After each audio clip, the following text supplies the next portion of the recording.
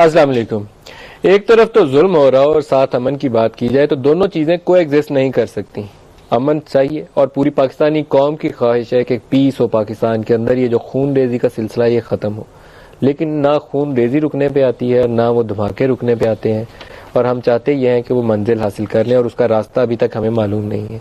जो कुछ हो गया गुज़श्ता चंद रोज़ के अंदर पाकिस्तान के अंदर, बहुत से वाक़यात हैं। ये तो एक हमने लास्ट वाले डिस्कस करते हैं जिसमें हमारी क्रिश्चियन कम्युनिटी को हिट किया गया, लेकिन उससे पहले चले जाएँ हज़ारा वाले वाक़यात देख लें। हज़ारा कम्युनिटी को किस तरीके से मारा गया। हमारे यहाँ ये वाक़यात का एक तसलसल है और 9/11 के बाद से शुरू होता है और चलता ही जाता है। नई हुकूमत आई थी तो बहुत सारी तवक्कुआत थी। जो जमातें मैंडेट लेकर नून लीग और पीटीआई आई थी उसके पास भी क्लियर एक मैंडेट था कि वो क्या करेंगे। वहां से भी लोगों की उम्मीद बंदी कि शायद ये कुछ बातचीत के जरिए कुछ ऐसे हालात पैदा करेंगे कि मुल्क के अंदर लोगों को रहने के लिए थोड़ी सी सांस मिल जाएगी, थोड़ी सी जगह मिल जाएगी, स्पेस मिल जाएगी जिसमें लोगों की जिंदगियां जो है कुछ आसानी से बसर हो सके। लेकिन वो दिन आया नहीं और हर आने वाला दिन जो है पहले से ज्यादा खतरनाक पैगामात और वाकयात लेकर आ रहा है। तो आज के प्रोग्राम में हम डिस्कस करेंगे कि पाकिस्तान को आगे कैसे बढ़ना है, क्या करना है, कोई डिसाइसिव मूव्स करनी है, लेकिन वो डिसाइसिव मूव्स क्या हैं। कंप्लीट सरेंडर कर दें, हाथ जोड़ के माफी मांग लें, या उन ग्रुप्स को काबू पाने के लिए पूरी ताकत इस्तेमाल करें, क्योंकि दूसरी तरफ से जो डेवलपमेंट्स हैं बहुत ही खौफनाक नोयत की। इस्लामाबाद स्टूडियोज में हमारे साथ हैं पाकिस्तान तहरीक इंसाफ के वाइस चेयरमैन शाह महमूद कुरैशी साहब, मारूफ एनालिस्ट डॉक्टर शाहिद मसूद साहब, और कराची से हमारे साथ हैं former home minister general Moinuddin Haider sahab. सबको वेलकम करता हूँ जी प्रोग्राम में। शाह महमूद कुरैशी साहब, आपसे आगाज करना चाहूंगा। आप फरमाइए कि क्या करें। कभी जिंदुल्लाह हमला कर देती है, कभी कोई जैश हमला करता है, कभी कोई लश्कर हमला करता है, कहीं कोई सपा हमला करती है। कहाँ चले जाए हमारी आर्मी? वो जो है वो अभी डिफेंसिव रोल पे लगता है, मुझे पीछे को आ गई है, और ये आपके प्राइवेट मिलिशियाज जो हैं ये रोज हमलावर हो रही हैं। मलिक साहब, हमारा ऑब्जेक्टिव क्या है? ऑब्जेक्टिव है अमन, सुकून चाहते हैं। हम चाहते हैं कि लोग, उनकी जान माल का तहफ़्फ़ुज़ हो, मुल्क तरक्की करे। अब कौम तकसीम है इसमें। एक तबका है जो समझता है कि मुनासिब रास्ता जो है वो मज़ाकरात का है और पॉलिटिकल सलूशन दरकार है, लेकिन उस पर भी लोग कहते हैं कि देखिए ये तो रास्ता अपनाया जा चुका है, ये लोग काबिल एतमाद नहीं हैं, कई दफ़ा इनके साथ पीस डील्स किए गए, तोड़ देते हैं। वो ये भी कहते हैं कि जो है आपका कैपिचुलेशन जो है उससे तो इनकी और हौसला अफजाई होगी। और फिर वो कहते हैं कि इस वक्त एक डिस्कनेक्ट दिखाई दे रहा है हमें सिविल और मिलिट्री लीडरशिप में, जो कि वो डिनाई करते हैं। एक तबका है वो कह रहा है कि नहीं, आपको बज़ोर बाजू आपको एक रिजॉल्व शो करना होगा और कहना होगा इनाफ इज इनाफ, और हम ताकत से इनका मुकाबला करें। लेकिन फिर एक काउंटर आर्गूमेंट आता है कि पिछले 10 साल हम क्या करते रहे, और अगर ताकत से ही हमने गलबा हासिल करना था तो हमसे ज़्यादा इक्विप्ड तो नेटो फोर्सेस थी। उन्होंने मिलिट्री सर्च किया, उस मिलिट्री सर्च के नताइज क्या निकले, कितना करामत था, ठीक है। वो अगर रिकन्सिलिएशन की तरफ आए तो क्यों आए, ठीक है। शाह साहब, यहाँ माजरत के साथ एक ब्रेक लेनी है, ब्रेक ले लें, वापस हाजिर होते हैं जी। वेरी शॉर्ट ब्रेक, दोबारा हाजिर होते हैं, हमारे साथ रहिएगा।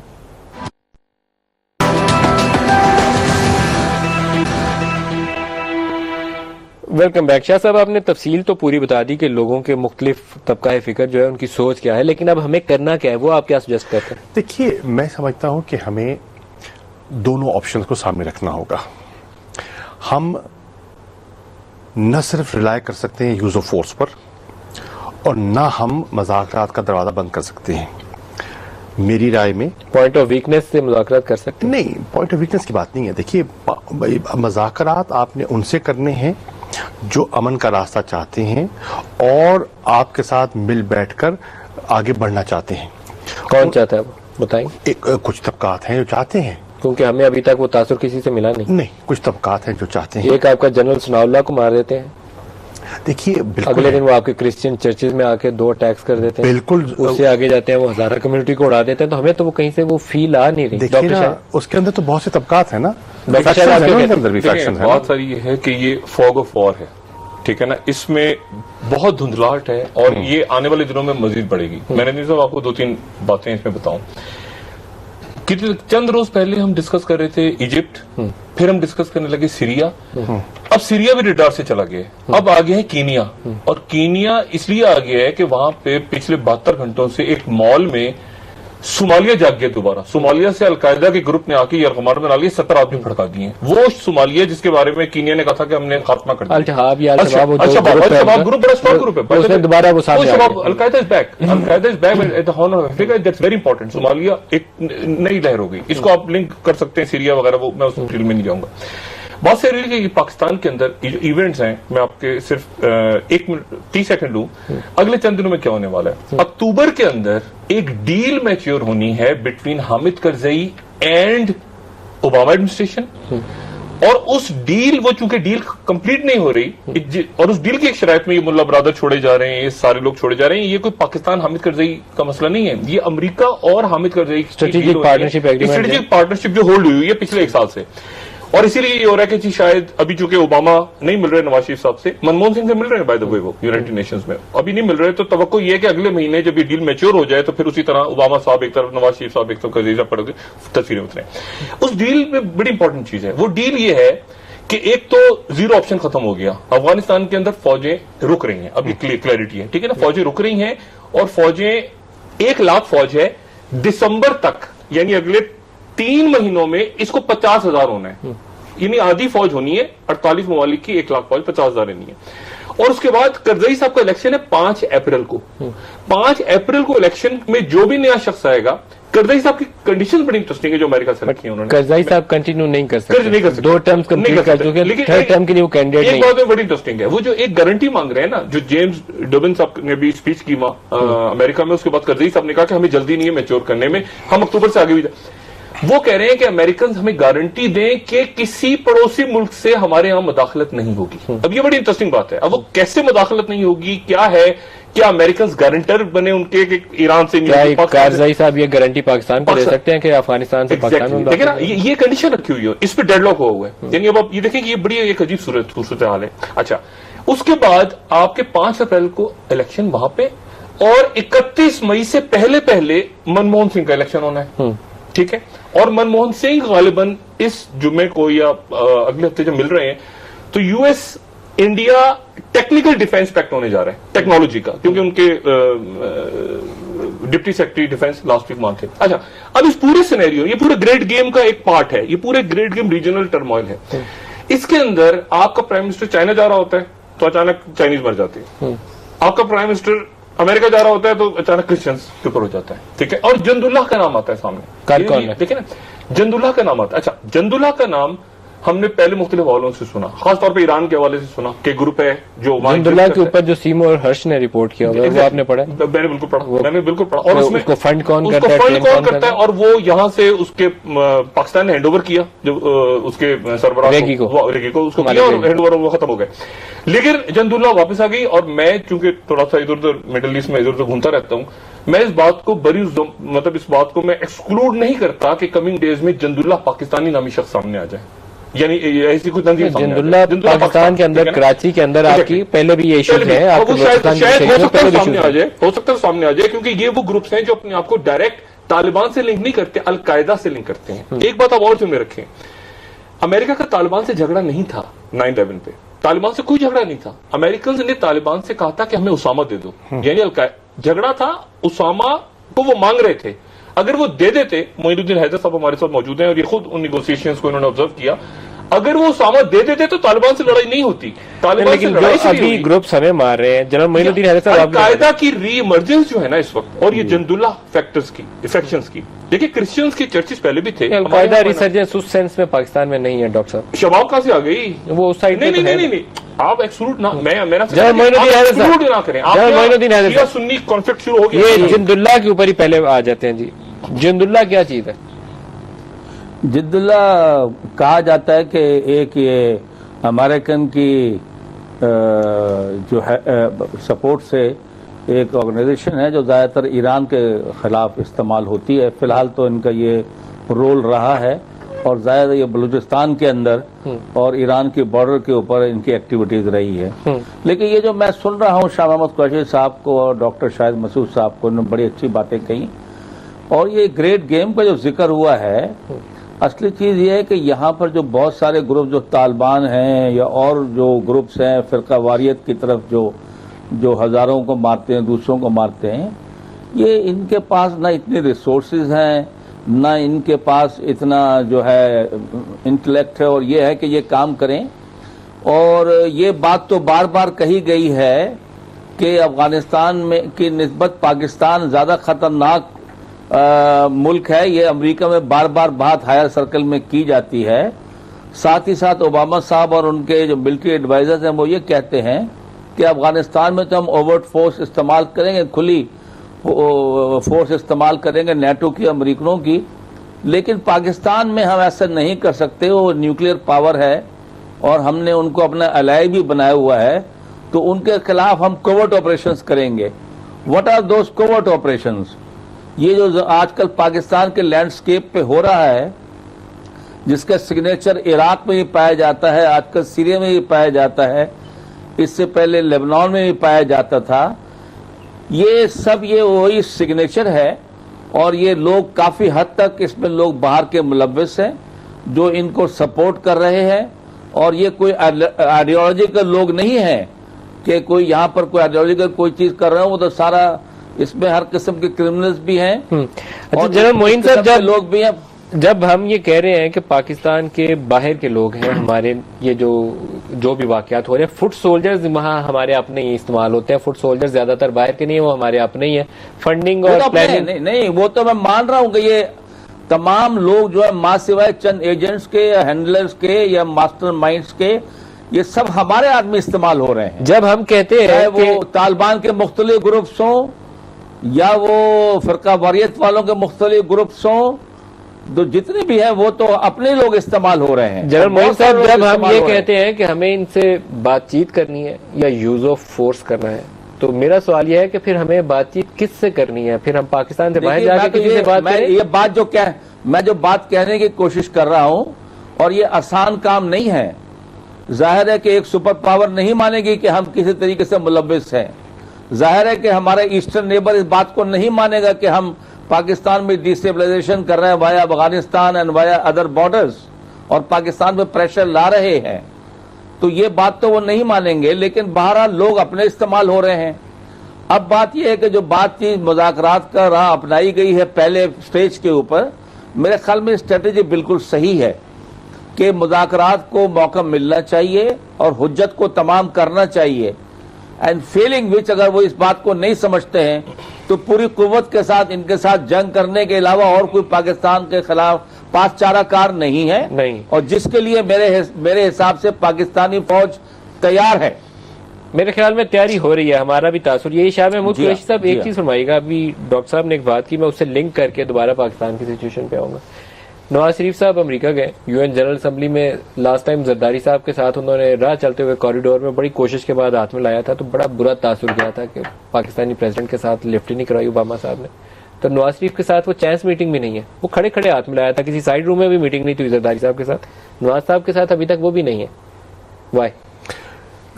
मतलब such a critical situation in Afghanistan, आपकी फोर्सेस वापस आनी है, हमारे रास्ते से हमारे घर से होके जानी है।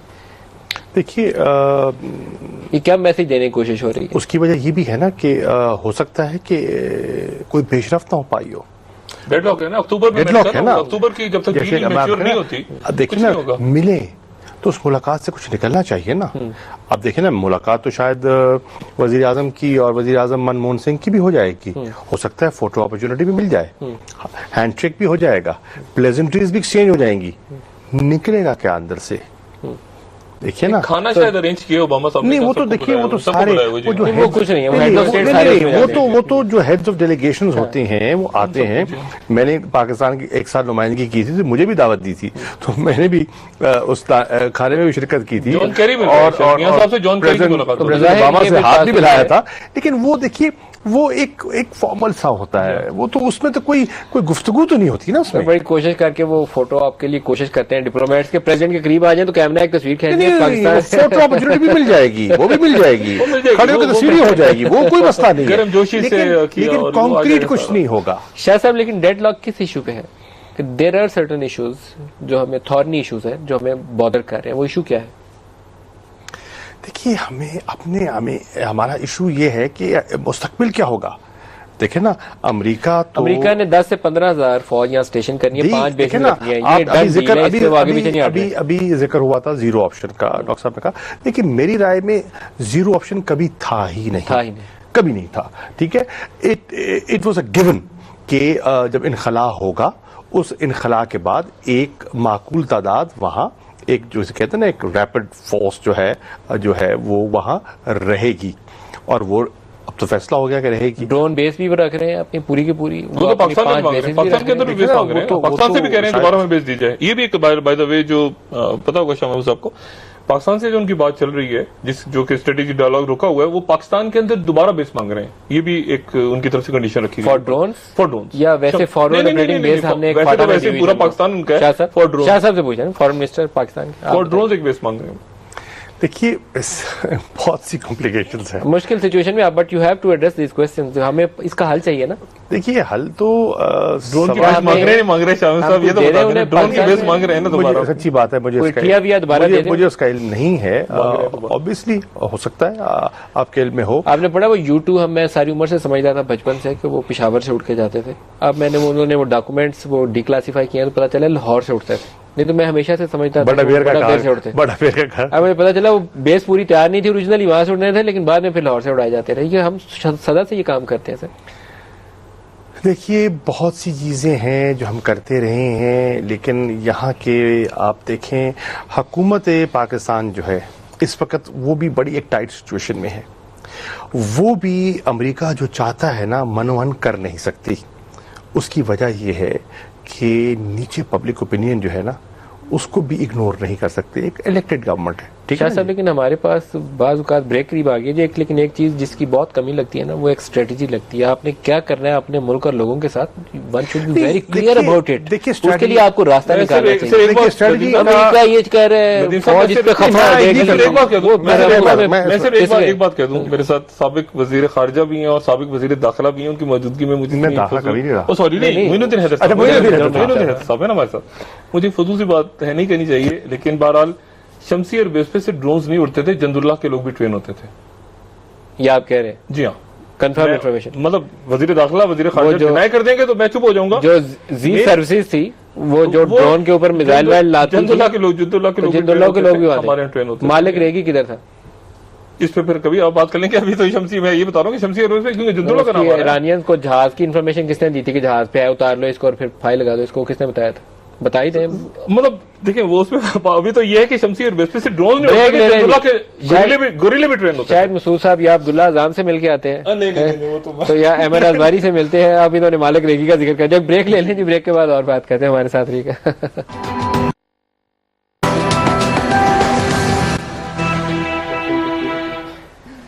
प्रोग्राम में दोबारा खुशामदीद कहते हैं। डॉक्टर शाहिद साहब, हमने जहां ब्रेक ली थी, आपने बहुत सारे इश्यूज जो थे छेड़ दिए कि वो सारी जिंदुल्लाह जो थी हमारी शमसी एयरबेस पे बन रही थी। कुछ कैसे? ये मतलब it is such a serious charge. मेरे ख्याल में हमें से मेरी इन्फॉर्मेशन है, गलत भी हो सकती है। और मैंने कहा ना वजीर खारजा साहब बैठे हैं, वजीर दाखिला साहब हैं, अपनी मुझे मैं अगर गलत हूँ तो, क्योंकि हमारे ऊपर एलिगेशन है, ईरानियंस हमसे खफा थे। उसके बाद मालिक रेगी वाले मामले के बाद थोड़ा सा काम डाउन हुआ, जैसे वो यूइगुर्स वाले मामले के चाइनीज हमसे नाराज। इसीलिए कहा मेरी इतला है जो गलत भी हो सकती है, तो लेकिन इतला बहरहाल। जय मोइनुद्दीन हैदर साहब, सर आप इसके ऊपर कुछ कह सकते हैं? क्योंकि मैं इतना बड़ी चीज, मेरे ख्याल से जिंदुल्लाह जो है कोई उसमें पाकिस्तान के बिल्कुल हाथ नहीं था, न सरपरस्ती थी न ट्रेनिंग थी। ये जो ईरानियों से थोड़ी हमारी टेंशन चलती थी, वो हमारे जो तालिबान के साथ क्लोज ताल्लुकात थे मुल्ला उमर के साथ, वो इनके लिए बायश तशवीश थे, क्योंकि वो नॉर्दर्न अलायंस को ज्यादा सपोर्ट कर रहे थे। और जो मुल्ला उमर की हुकूमत थी वो कोई शियाओं के लिए नरम गोशा नहीं रखती थी, और स्पेशली जहाँ वहाँ काफी हजारों का उधर भी कत्लेआम हुआ था। तो ये एक तशवीश की वजह थी। जहाँ तक जिंदुल्लाह का मामला है, ये मैंने काफी डील किया ईरानियों के साथ, हमने काफी उनके साथ कोऑपरेट किया। उनके इलाके से बहुत से लोग जुराइम करके, अगवा करके पाकिस्तान के इलाके में छुप जाते थे, कभी उनको तलाश करने में मुश्किल पेश आती थी, लेकिन उन्होंने कभी हमारी नीयत पर शक नहीं किया। ये और बात है कि हर किसी को हम राउंड अप ना कर सकें या वो अंडरग्राउंड चला जाए, और लेकिन जिंदुल्लाह की सपोर्ट मेरे ख्याल से सपोर्ट जो मेरी knowledge सपोर्ट नहीं बात करते, मैंने है। ये नहीं कहा सपोर्ट करते थे, मैं ये पूछ रहा हूँ कि क्या जंदुल्ला का कोई कनेक्शन शमशीर बेस से था उसके आसपास, मैं सिर्फ ये पूछ रहा हूँ। मैंने ये नहीं कहा कि पाकिस्तान सपोर्ट करता था, क्या वो वहां ट्रेन होते थे देखिए वो कहीं पर भी जा सकते हैं, वो फिरते रहते थे ईरान की बॉर्डर पे शमशी बेस के पास। अब ये बेस का जो जिक्र आया कि अमेरिकनों से डेडलॉक है, मेरे ख्याल में जो पाकिस्तान में इस वक्त ओपिनियन, पब्लिक ओपिनियन, वो हरगिज भी बर्दाश्त नहीं करेंगे कि अमेरिका को किसी सूरत में बेस दी जाए। जी आप ये बात जो मैंने पहले भी कही, मैं फिर दोहरा देता हूं कि जो ब्लैक बजट है इंटेलिजेंस का, बेसिकली डिस्टेबलाइजेशन का, it is not only intelligence gathering, वो 56 या 54 बिलियन में से आधा पाकिस्तान में खर्च हुआ है। ये आपने विकीलीक्स में और ये स्नो डाउन की उसमें सुन लिया होगा, ये क्या किस पे पैसा खर्च हो रहा है।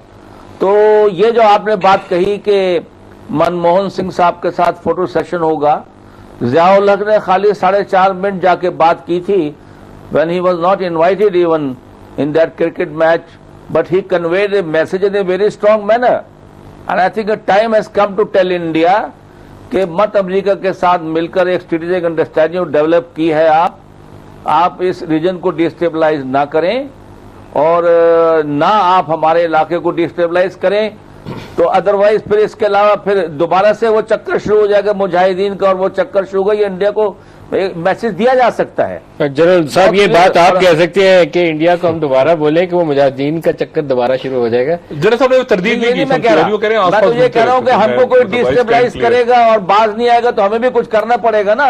हम खामोश तमाशाई पिटते तो नहीं रहेंगे, दुख तो नहीं उठाते रहेंगे, या हम खामोश तमाशाई तो नहीं रह सकते। ये बात तो कन्वे करने की जरूरत है बड़ी स्ट्रांगली। जनरल मोइन साहब एक और आपसे पूछ लूं, फिर मैं शाह साहब से भी उस पर चाहूंगा।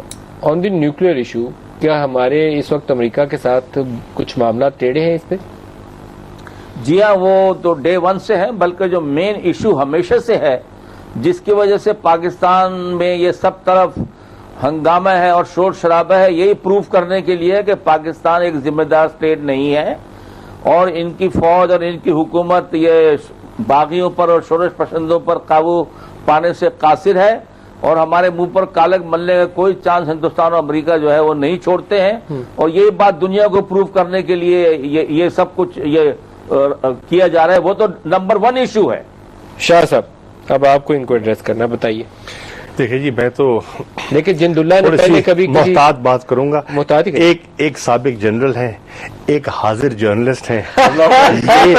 ये लगा कि आप कहने लगे कि एक हाजिर जनरल है, हाजिर जर्नलिस्ट है, तो ये छेड़ भी सकते हैं। एमएलए है, हाजिर एमएलए, लेजिस्लेटर है, हाजिर एमएलए के हाथ पल्ले जो कुछ होता है मुझे अंदाजा है उसका। देखिए, हमें जो जनरल साहब ने अभी फरमाया कि हमें क्या मैसेज देना चाहिए, देखिए हमें सोचना चाहिए कि क्या हम इस वक्त किस मैसेज देने की पोजीशन में हैं। मैसेज दिया करते हैं और देने चाहिए, लेकिन पहले अपने हालात को देखना होता है। मुझे अपने गिरेबान में झांकना है, मुझे अपने अंदरूनी हालात को देखने हैं। इस वक्त जो मेरी मईशत का हाल है, जो इदारों की कैफियत है जी, जो इस वक्त एक डिमोरलाइजेशन का समा है मुल्क में, किस किस्म का मैसेज हम देना चाहेंगे, मैं समझता हूं कि हमें मोहतात होना होगा। और मेरी राय में एक वेस्टर्न फ्रंट पे हमारा अभी खासा मतलब पेचीदगियां मौजूद हैं और आने वाले दिनों में बड़ी अनसर्टनिटीज हैं। मालूम नहीं कि 2014 तक जो हमारा जो वेस्टर्न बॉर्डर है वहाँ हालात क्या रुख लेंगे, शाह साहब एक काम अफगानिस्तान के अंदरूनी सूरत हाल क्या रुख लेगी। अब वहाँ अभी हम अनसर्टन हैं, तो ईस्टर्न बॉर्डर पर हम एक मैसेज दे दें जिसमें एक थोड़ी सी मतलब एग्रेशन दिखाई दे, मुझे ये कोई समझदारी नहीं लगती। शाह साहब एक तासुर ये है कि ये जो ग्रुप्स हैं हमारे हाथ से इतना ज्यादा निकल गए हैं और उधर से अमेरिका की 2014 वाली जो फोर्सेस की विड्रॉल वाली सिचुएशन डेवलप हो रही है, तो पाकिस्तानी फौज एक बहुत बड़े ऑपरेशन की तैयारी में है और किसी वक्त आइंदा 4 से 6 हफ्ते के दरमियान में हमारे इन इलाकों में शुरू हो जाएगा। ये बहुत स्ट्रॉन्ग एक ओपिनियन है जो हमें मुख्तलिफ जगहों से सुनने को मिल रही है। ये चीज गर्दिश कर रही है। अफवाहें हैं, जैसे लोग स्पेकुलेट करते हैं, लोगों के अंदाजे हैं, लोग क्या सराहियां भी करते हैं। देखिए, सवाल ये है कि ऑपरेशन के हमें पहले हम पर दबाव नहीं था, मौके भी थे ना, शायद जरूरत भी थी, क्यों नहीं किया? हमें भी देखना है हमारी लिमिटेशंस, हमें अपनी लिमिटेशंस का अहाता होना चाहिए। 10 साल से आप मैदान में हैं, ठीक है, और आप एंगेज रहे हैं। उसका उसकी जो एक फिटीग है, उसका जो वेयर एंड टेयर है, उसके जो रोटेशनल इश्यूज हैं, इन सब चीज़ों को ज़हन में रखिए। और फिर जब आपने एक ऑपरेशन करना है, फर्ज कीजिए करना है, तो क्या मुल्क में उसके लिए आपने फिजा साजगार है? और क्या इतनी फाइटिंग फोर्स है कि आप हर गली मोहल्ले में लड़ सकें? देखिए, जब लोग कहते हैं ना कि मज़ाकरात आसान नहीं है, दुरुस्त कहते हैं, मज़ाकरात आसान नहीं है। बेपनाह अफेक्शंस हैं, भांत भांत की बोली है, किससे बात की जाए, क्या बात की जाए। लेकिन मैं उसका दूसरा आपको साइड देता हूं। क्या शाह साहब, लेकिन आप चुप के बैठ ही सकते? क्या ऑपरेशन आसान है? देखिए, जिंदुल्ला ने ऑपरेशन आसान है? जिंदुल्ला जैसे किसी ग्रुप ने पहले चर्च को अटैक नहीं था किया, अब आपके चर्च में जाके उन्होंने 81 पाकिस्तानी मारे हैं। ये देखिए, ये वो क्रिश्चियन है लेकिन पाकिस्तानी है, बिल्कुल पाकिस्तानी। आप उन्हें मरने के लिए नहीं छोड़ सकते। ना। वो पहले हजारा को उन्होंने मारा, आज एक वाशिंगटन पोस्ट में वन लाइनर है, वो बड़ी दुरुस्त है। उन्होंने कहा इस अटैक से आपने जो अपनी सेक्टेरियन और जो रिलीजियस डिवाइड है उसको डीपन करने की कोशिश है। ये अटैक का मकसद यही है कि लड़ पड़े आपस में। मैं तो अर्ज करता हूं, मैं तो जो कल पेशावर में हुआ है, मैं उसको मैं कम्युनिटीज में या उसमें मतलब अकलियत में उनको उस निगाह से देखना ही नहीं चाहता। मैं तो कहता हूं जो कल पेशावर में हुआ है वो पाकिस्तानियों पर हमला था, बिल्कुल पाकिस्तानियों पर हमला था, और हमें उनका जान उतनी ही अजीज है जितनी किसी और शहरी की। डॉक्टर साहब, ये है कौन? जिंदुल्ला चर्च पे अटैक नहीं थी करती पहले, ये मुख्तलिफ किस्म की चीजें हुई हैं, ये वॉर ग्रुप से जो चर्च को हिट करते हैं। क्लैरिटी है, नहीं मलिक साहब, क्लैरिटी है। अभी तो जो वजीर दाखिला है, मैं अभी असेंबली से आ रहा हूं और डायरेक्ट सवाल किया गया, उन्होंने कहा अभी तक मैं असेंबली में आने से पहले मैंने इंटेलिजेंस एजेंसी से पूछा है और उन्होंने कंफर्म नहीं किया कि ये किसका हाथ है। हाँ, ये यही कहा जा रहा है कि वो जो मरवत साहब हम प्रिज्यूम कर रहे हैं ना। नहीं, वो उनके स्पोक्समैन क्लेम कर रहा है। देखिए, लेकिन वो कहा जा रहा है ये फॉल्स क्लेम है। मैं आपको सिर्फ ये बताऊं कि आप सिर्फ जरा जॉन कैरी साहब को देख लें। जॉन कैरी साहब ने पूरी एज अ सेक्रेटरी स्टेट उन्होंने कंपेन चलाई कि स्ट्राइक होनी चाहिए सीरिया पे, ठीक है। पूरी दुनिया तैयार हो गई, यानी उन्होंने तो दुनिया भर के रेबल्स को लाके और सीरिया के अंदर, टर्की के अंदर बिठा दिया। बल्कि आगे चले गए, सद्दाम हुसैन से भी आया, तालिबान एग्जाइल गवर्नमेंट अनाउंस हो गई, एग्जाइल गवर्नमेंट अनाउंस हो गई, उसको अरब लीग की मेंबरशिप भी दे दी, ठीक है ना। उसके बाद अचानक पीछे हट गए और वो दोबारा आप एंटर हो गए, एंटर रशिया, ठीक है ना। रशिया एंटर हुआ, बाइपोलर दुनिया खड़ी हो गई। और नदीम, ये क्यूबा का जो क्राइसिस था उसके बाद मैंने कभी कम से कम तारीख में इतना लॉगर हेड नहीं देखा, बिल्कुल, ठीक है ना, कि रशिया और अमेरिका दोबारा। अच्छा, अब जनाब ये जो ऑपरेशन की बात हो रही है, ये जो हमारे घर में घुसे हुए, ये कौन है? देखिए ना, आप वजीरिस्तान, ये जंदुल्ला है, डॉक्टर शायद जंदुल्ला है तो कहां है? डील विद नहीं, कहां?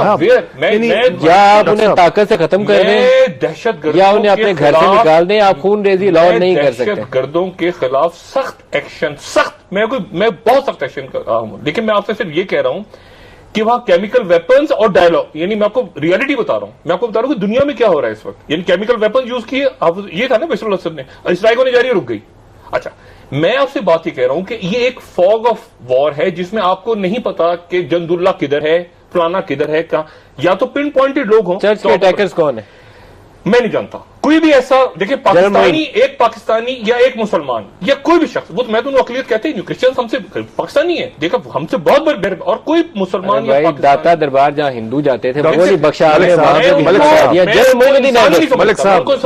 अर्ज ये है कि मैं ये तो नहीं कह सकता कि कौन सी ऑर्गेनाइजेशन जिम्मेदार है, लेकिन मैं ये कहने की जसारत कर रहा हूं कि चर्च पर अटैक उन्होंने किया है जो पाकिस्तान में स्टेबिलिटी नहीं चाहते। ये तो तय है, ठीक है ना जी। तो तय है। अच्छा, जो नहीं चाहते, जो एक समझते हैं कि अमन का रास्ता जो है अगर निकल सकता है, ठीक है ना जी। अब वो कौन है, किसने किया, किसने करवाया, अभी कहना कबल वक्त। जनरल मोइन, आप क्या कहते हैं? जिंदुल्ला का चर्च से क्या दुश्मनी थी?